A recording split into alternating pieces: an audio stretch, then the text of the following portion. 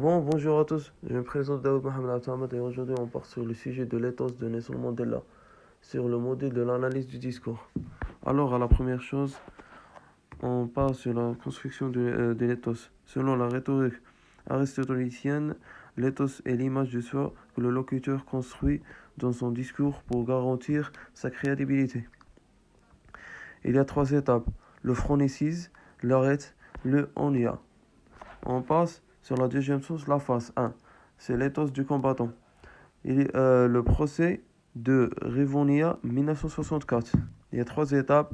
Il y a le posture du défi, il y a l'usage de jeu et la crédibilité pour le sacrifice. Alors sur la phase 2, l'éthos du martyr. Il y a 27 ans de silence durant ces années de captivité. L'absence physique de Mandela a paradoxalement le renforcé son éthos. Il y a l'éthos préalable, la dignité et la résilience, et à la fin, la souffrance. Sur le retour, symbole de victoire, le 11 février 1999. À sa libération, Mandela doit opérer une transition rhétorique majeure. Le visuel, le point levé, rappelle l'éthos du combattant, rassurant sa base militante.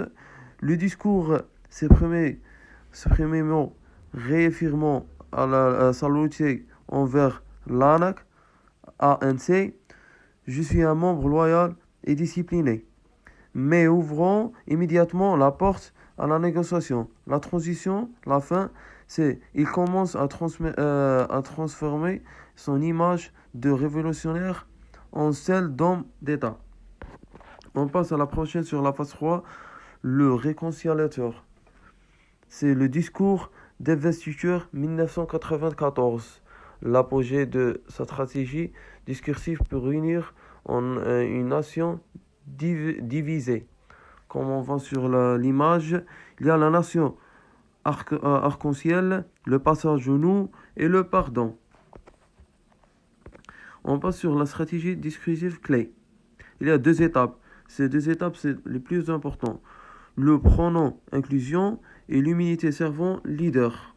Et à la fin, on passe à la Tata Mediba, l'éthos de proximité. Le père de la nation.